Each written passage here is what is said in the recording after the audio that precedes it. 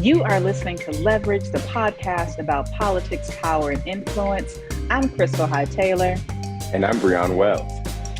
And twin, it's time to bang, bang, shoot 'em up. Like, I feel like a rough rider in here, courtesy of the Supreme Court with the New York State Rifle and Pistol Association. Ain't they at it again, twin. The Supremes, I feel like we literally could spend a whole season talking about this Supreme Court. And guns. America likes guns. We like our guns. And now it's even easier for you to carry your concealed weapon all over the place, right? Is that what we're doing? Yes. Tell the good people what we have going on with this new decision by the Supreme Court in this case, like New York State Rifle and Pistol Association. Like, why we want to be out here playing with guns? Why we want more people? Why we want more people playing with guns? Like, I just. Yeah. So, this has been, I think we need to take the 30,000 foot step first, right? Zoom out, because this ruling does not just sit by itself.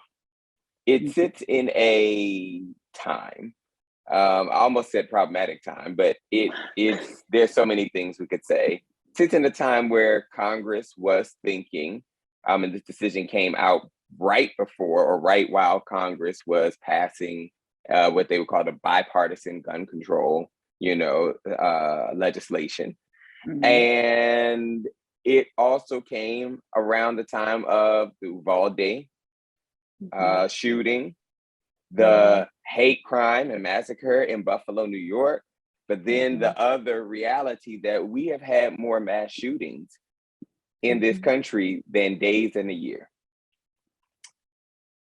And so clearly access to guns, gun regulation, these other things are hard to miss.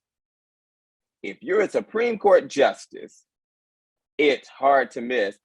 Mix that with, it was hard to miss the protests that were happening out of certain Supreme Court justice houses as they were dealing with this leak of Roe v. Wade. So you literally see on your front doorsteps how access to guns might not be the greatest idea. However, the Supreme said, let's throw caution to the wind. And they decided in the New York State Rifle and Pistol Association, Inc. versus Breon, to say that who needs that pesky thing called proper cause? You need a permit, right, to be able to carry and to be able to carry in public, right? So this is kind of conceal and carry space. And in New York is one of a few states that are similarly positioned in which you have to show a proper cause to be able to get that, to use it for self-defense, right? You can't just literally say, you could not, sorry, we live in a whole new era now. You could not say that I feared for my life like George Zimmerman. Because, them bags of Skittles are lethal. Martin. Exactly. You could Skittles not say that. Are lethal. And so, but now, you no longer need to have that as that proper cause. What happened is, and the court struck down, right, this ruling in New York, and part of the argument or part of the decision that was made and brought to bear here was that you had the argument that the plaintiffs were making was that carrying a firearm outside the home is a fundamental constitutional right. It is not some extraordinary action that requires an extraordinary demonstration of need. This was the argument that was being made by the New York State and Rifle Association. Clarence Thomas said, hold my beer, because I'm gonna do you one slightly better. Second Amendment, he says, guarantees an individual right to possess and carry weapons in case of confrontation, and confrontation can surely take place outside the home. So to break it down, what you're saying is, while a gun owner has a fundamental right to carry said gun owner's firearm in the event something goes down, a woman does not have a fundamental right to choose whether or not she should have an abortion? Because That would these be cases correct, came twin. down in the same time. So basically, Yep. so basically, what we're saying, it's perverse if you think about it, right? It's obviously not apples to apples, oranges to oranges. But what the court is saying, essentially, is that your individual right to bear arms, to possess and carry weapons, is more fundamental and more important than a woman's right to say whether or not it is in her best interest to carry this like a child, an as yet unborn child. That's what we're saying. That's what the court's saying. So that is what they're saying. What I will say is, these are not my words. I would like to quote one Eric Holder, former Attorney General, when he said in a tweet, "We should focus on where Thomas and undoubtedly his coup-promoting wife would take us." Well, those are not my words. Those were, but I feel that those wherever they take us, we will be armed. Yes, wherever they take us, we will be armed. We no longer need a proper cause. That's right. We don't need a proper cause. So this decision was instantly met with backlash. Of course, praised by the National Rifle Association, but Eric Adams, mayor, who's known to be law and order, who was former law enforcement, correct? Yes. For like decades upon decades. Has continued to compare this to what would be the Wild Wild West, and to say we need to do everything in our power to make sure that New York is not the Wild Wild West. But you've also had, not to cut you off, twin, but was there not just recently a random shooting on a subway in New York? And that was with the proper cause in question. So now you really don't need a proper cause. Okay. But here's the nefarious thing at play here. I'm gonna jump real quick into the policy side of things. The nefarious thing at play is the New York, State Rifle and Pistol Association, whatever they call it, the artist formerly known as, insert here. They would argue that every quote unquote sane and rational person has the right to this firearms, but who doesn't is felons. We have a problem because me, twin. I don't use the term felons. First of all, we use the term formerly incarcerated, and they should not be. It is my belief they should not be barred, especially once they have served their time. Correct. But we know Black and brown people are disproportionately bailed into that criminal legal system that then you're going to brand them as felons and make them ineligible. And then also those with mental illness histories, right? And again, these red flag laws that in some ways hurt persons with disabilities and adds unnecessarily to this divisive conversation. Because here's what's not being unpacked. Guess what's not a mental illness? Racism. Hate crimes and racism. There it is. Racism is not a mental. And when are we going to say that hate and racism should disqualify you?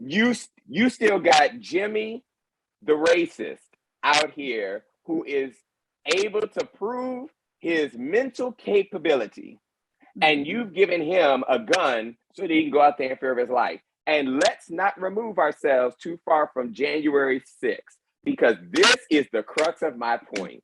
This is who's about to be able to get these weapons and walk down the street. They supposedly fear for their lives at such a magnitude that they almost tore down the Capitol building. Correct. It came from Correct. all the spaces around. And this is how it plays out. So, you know, and I think that it came at a time where, again, on the political space, we're having this fight between how do we bring to bear accountability, gun regulation, gun control, and then how do we continue to further this age-old argument of the right to bear arms for some, because we have not been for the right to bear arms of all. As you will notice, I have partially bare arms. So I guess I'm only partially using, oh, not those arms. Those aren't the arms we're talking about there. Those arms. That's not the arms we're talking. I mean, these are partially bare arms. But so how, I mean, I'm gonna tell you what, I have so many layers of confusion. And maybe you can also help me understand, help our listeners understand how this plays then against this new half-assed attempt at, I'm sorry, it's not, this new gun reform legislation that has been passed out of Congress and will be signed by President Joe Biden. Because on one hand, it strikes me that this case establishes as precedent that you can, you know, have fun, conceal carry if you have your permit. Do you? You don't need a reason. Carry your guns. How do we jive that with a culture where we clearly need to rein in not only the requirements around gun acquisition, use, all of that, like the background checks. Like if you say, like, oh well, you can't be you know, mentally compromised in order to own a gun or carry your gun, you know, under this law. That how does that jibe against this new legislation? Like what are the actual standards that are at play as between the soon to be, I guess, what, first and 30-year attempt at gun reform in the country and this latest case? Yeah, so it puts it in, from politically speaking, a very uncomfortable time, right? Because President Biden, as early as this morning, signed the bill into law.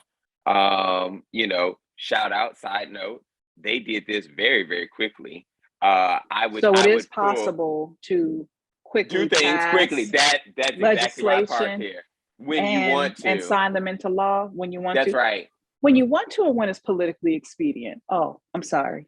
Or versus when you should, you know, because the opportunity when you should would be like right away, like yestercentury. So do it today and now. So we found that, you know, this stuff happens and it can happen. Congress has always been able to do what it wants because politics is not about what is possible or impossible. It's all about appetite.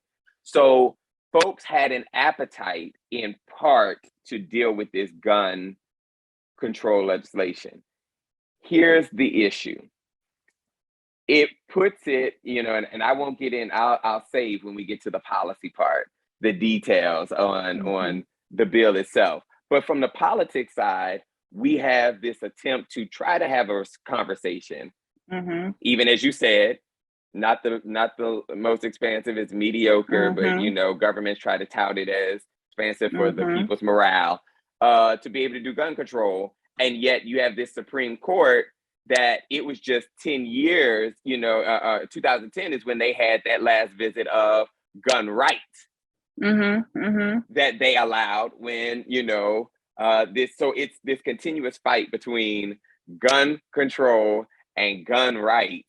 And I would say Congress has passed this tepid bill into law. As we have seen, just like with other laws, the Supreme Court may have an ability to weigh in. I don't know that they, you know, will in the immediate term. But what we do know is the decision that they just made on New York is definitely long lasting right now. And it puts it right back in a state rights space where trafficking across states of guns already is something that is a huge problem. It feels like a setup.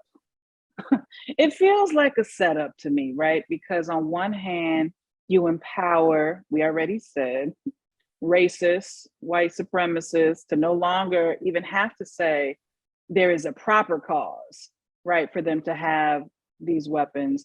You obtain them, get them, carry them around, do what you will. And at the same time, while that right is afforded as well to people of color, it strikes me that if there is an uptick of people of color, Black and Latino men in particular, with just the possibility of carrying around firearms that are concealed. It strikes me, but that is very, very good pretext for additional stops, additional searches and seizures, additional unnecessary and often unwanted police contact with people just trying to live their lives. And we we have seen too many times what happens when unarmed Black men, in particular, unarmed Hispanic men, are just thought to have a weapon. What happens as a consequence of that? And so now in this regime where they may have a weapon, are legally entitled to do so. That just, that seems like a setup to me, boss. It does. And I think that here's the other part of the politics that we need to uncover is not just the thought that Black and brown men and women can carry a actual physical weapon, and that would lead in an uptick to potentially police deaths, in which we have already decided we're going to forego any meaningful conversation on police accountability in this country. Mm-hmm. Mm-hmm. But Mm-hmm. also the bigger thing, let's talk about all of these unarmed people that died, Black people that were killed because you weaponized their skin color by supposing that they were bigger than they were and older than they were, and somehow that was a threat. We need to understand that in one space that you and I both capitalize on, Twin, that communications and strategic communication space, there has been a litany from slavery all the way to the present in attributing magical powers to Black people. Correct. In a way that makes it seem Negro. like we don't feel, exactly, that we don't feel pain. Magical Negro.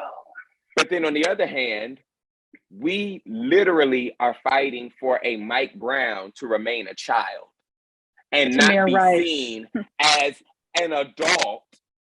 And therefore, not only as an adult, but because they're Black, that somehow a threat. The American Psychological Association did a study at, a few years back in which they were, trying to get under this. If you put two men, same size, right? Same weight, around the same weight, bench pressing even amongst the similar spaces. And they did all different controls. Let's give them stereotypical Black names or white names, or let's put faces, heads to bodies and try to match it up. It showed that more often than not, Black people were seen, and Black men of the same size as these white men were seen as somehow bigger and were seen as a threat. And then the logical thought was any use of force and violence inflicted upon them was therefore justified. So when we come back to this court case that has now allowed for quote unquote everybody that fits this bill to be able to carry with a loosened thing of what proper cause means under self-defense, we already know how this bears out. We already know there's always been a double standard. There has always been a way in which we implement actually these things differently.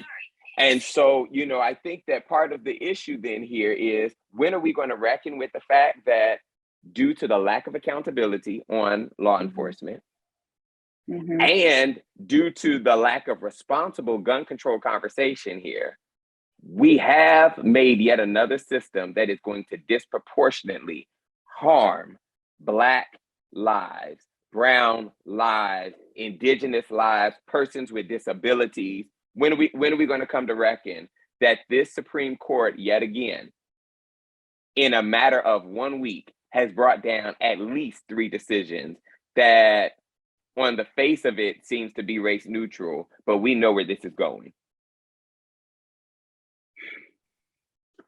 I'm tired. Yep. I'm tired. So the power construct of this is this. You know, after the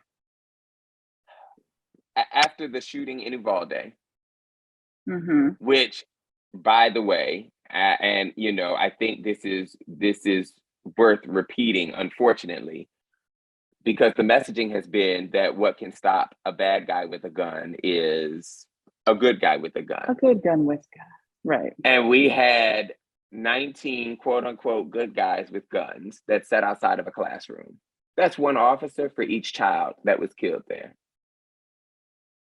I just want to let that sink into that as we're talking about the politics and the messaging of this, at what point are we going to realize that the messaging can be cute and the messaging can work for that time, but it has real harms that are attached to it when it comes to being implemented in actual policy imperatives. So Congress got together, they did a huddle. I would say that in part, you know, part of the problem is you had 20 senators, all white, mostly men, who got together behind closed doors to hash out gun control when the people that are most disproportionately impacted in this country are people of color. Correct. That already, right there, was the beginning of the end of what would be actual effective policy.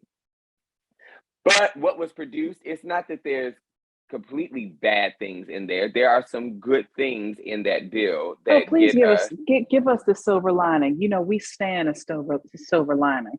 You know, I mean, it does begin to help deal with some sort of money and resources towards a conversation on mental health.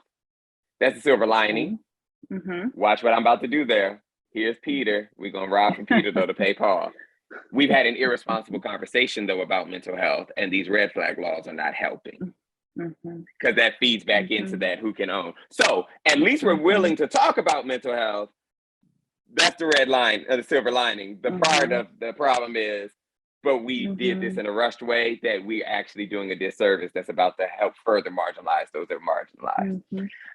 And then there was the boyfriend loophole that they sought to close and deal with, you know, cases of domestic violence. But again, this court ruling did nothing to help in that broader how people perceive Black folks and Black men and home situations.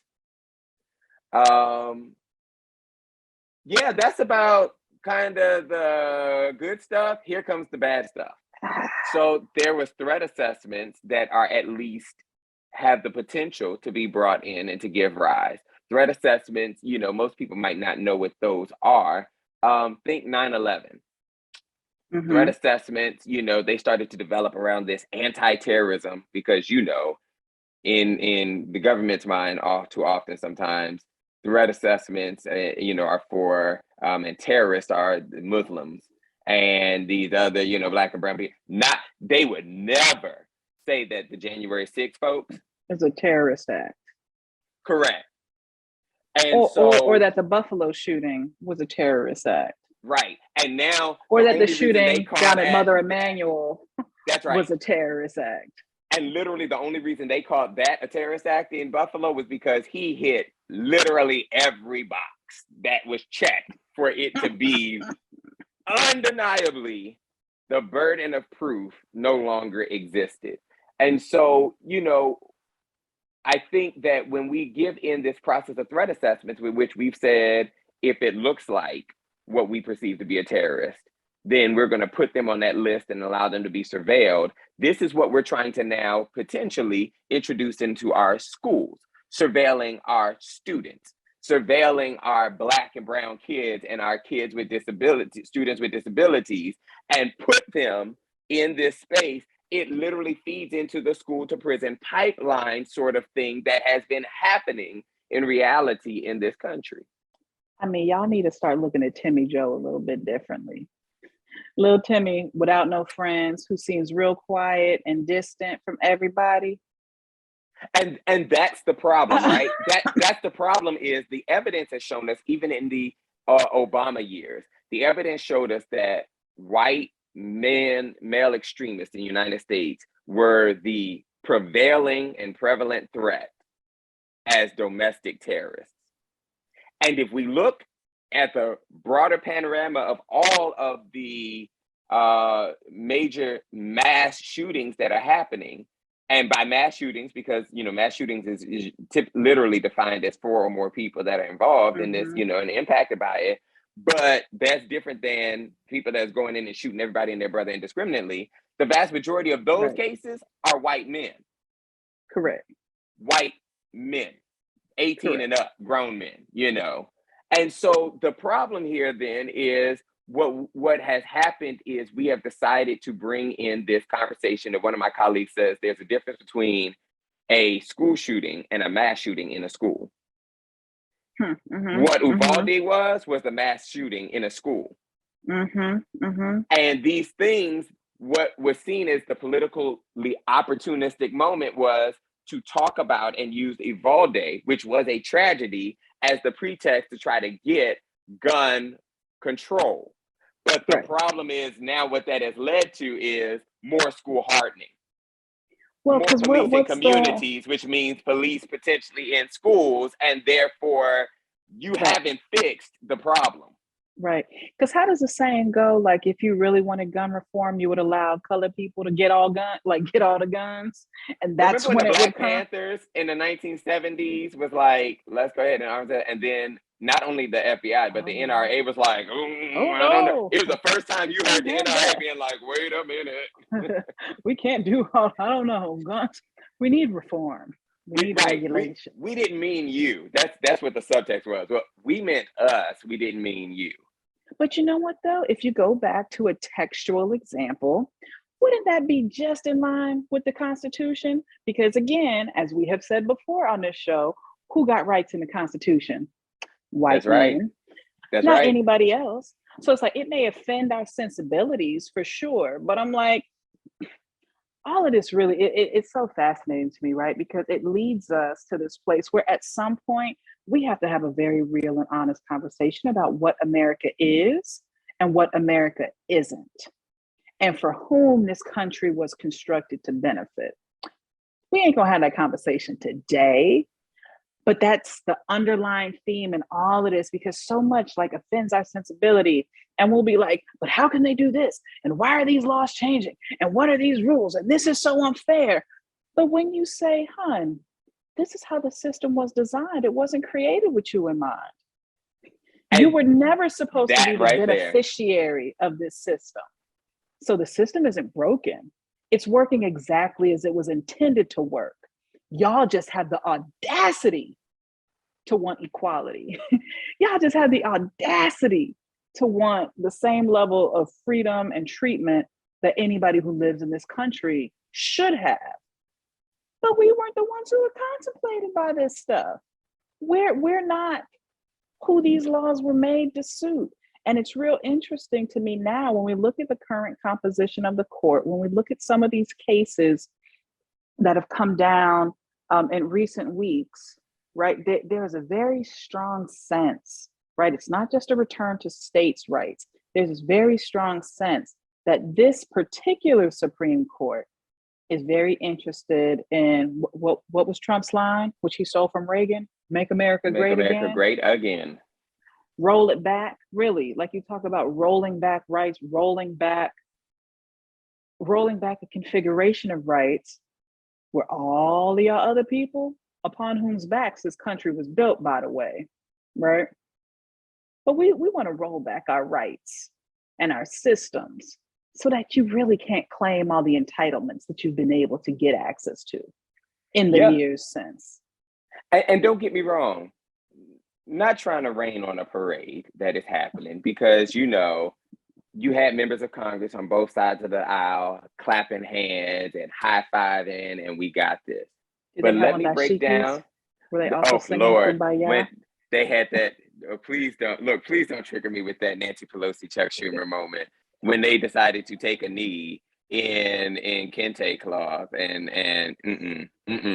But let me come back. Let me come back to the light.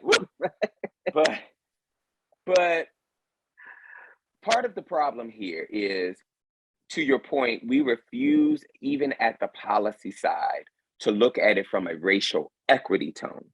Mm-hmm. Because racial equity, if we'd have looked at this from a racial equity tone, first of all, it would have said, we don't have only white men in mm-hmm. Congress today. So it would have said, while yes, Uvalde and Buffalo and these other spaces need to be addressed, who was sitting at the table as the lead negotiators on this matters. Mm-hmm.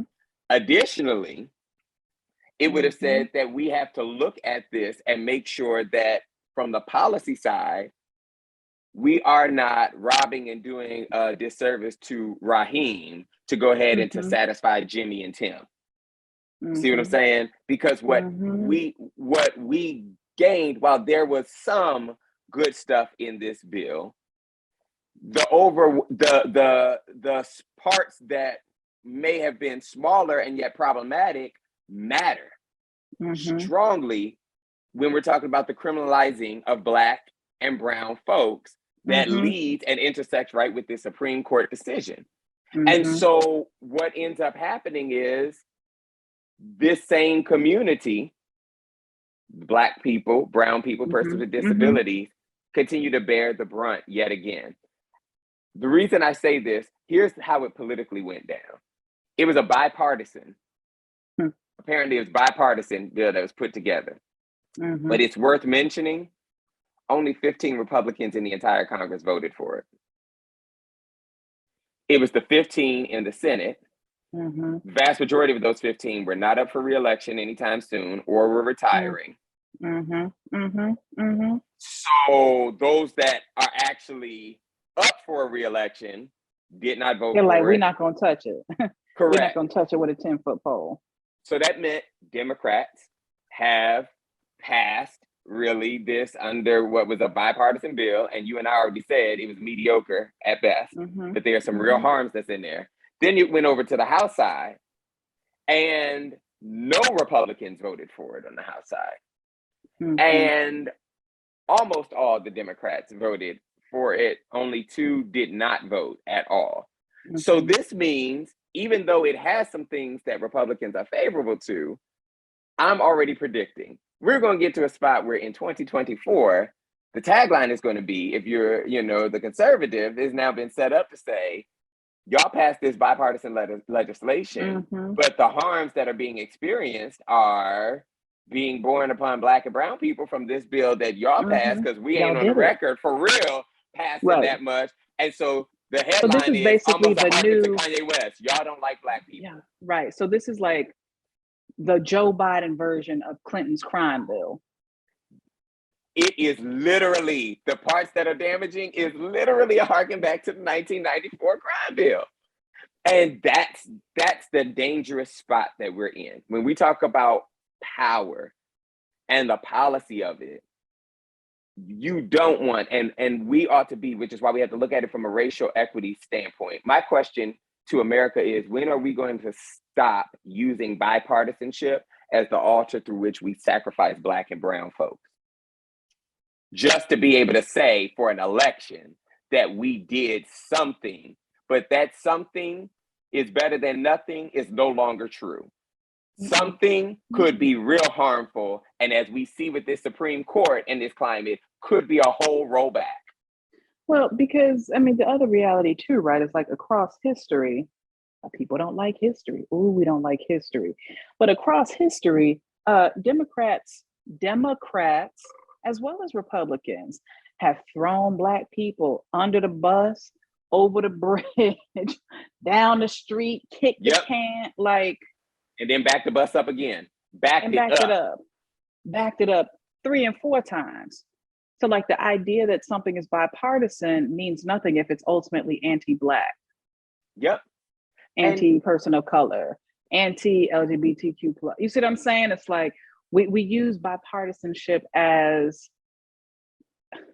a false lens of consensus building, when in reality, it just means, oh, well, some of them voted for this. We don't know that the legislation is actually beneficial to your community, but some That's of right. them voted with us on this issue. That's right. And the way the legislation is written, as we talked about in the last episode, Twin, about implementation being the most important part of policy, and implementation happening at the state level, a lot of this is written really so poorly that you can expect there to be a fudging of how it's implemented, and you can expect there to potentially be some court decisions that come out of this bipartisan piece of legislation that is there. And needless to say, implementation, as we've talked about before, will ultimately bear down in the states. Yep. Which, again, the composition, who is leading you? Not just federally, who is on the ground implementing these policies and putting in place structures that either enable or disable a functioning democracy? Yep. So the scene of the crime here is this. Even though we started with the Supreme Court case, the scene of the crime is that yet again, white, wealthy, landowning men were the ones who built this power, and you had a vast majority of white men and a few white women, no people of color, sitting at the table to put together this deal, whether it was rooted and grounded in what the community was actually asking for and what people actually said needed to happen was not at the top of their mind. It was just being able to pass some legislation to say that something was done. That then went to the broader Senate, who was not originally at that table when these negotiations were there. And then that went to the House side, in which literally they received it. The vote happened in the Senate on Thursday night, made its way, and on Friday, the House took it up and passed it without any amendments, without any measurements. So the name of the game... So without any actual review. Correct. So the name of the game... It's let's say that we pass gun reform legislation before we go out on July and August recess, because we got to get these votes ahead of the midterms. That's right. So when we get to the influence part, then we have a heightened, more detailed sense of what we're asking you all to do. We are asking you to continue that 2020 ballot box when you turned out in highest numbers that we've had. But we're saying don't do that for either party blindly. Correct. We're saying come with a strategy. Let that strategy be your guide with which who you vote for. But then the most important part is not actually at the ballot box. It's what you do after. We need to demand that we, the people, are more in these negotiations. Ain't nothing worth rushing over that you can't put before the people in the form of town halls. Like someone tell me when any of these 20 members of senators that was negotiating, show me when they even came and took it home and said, hey, let's go. And so, because you're trying to protect the sanctity of democracy, right? So you would have thought that y'all would have polled all of your constituents and said, here's what we're thinking. We want to hear from you. And Betty, the name of the game is transparency. Right, transparency. And here's on a twist on it, right? Every time you show up to ask for $1 or a vote, ask for an opinion too. Yep. You know what I'm saying? These elected officials, ask for an opinion. Actually engage. Don't just be lazy and think that, oh, well, as long as my corporate donors got my back, I'm good. Yep. Those chimes have to change. That has to change. So we have learned, if we've learned anything, Twin, from this week, it is that we cannot rely on government and on the Supreme Court, including the Supreme Court, to save us. But the reality is we never have been, especially if you weren't originally written into the Constitution in favorably ways. So that means for us, influence means we're no longer waiting for the invitation. We show up and we demand that you show us the legislation. And let me say this, you don't have to have a PhD in political science for them to send you the text of the legislation.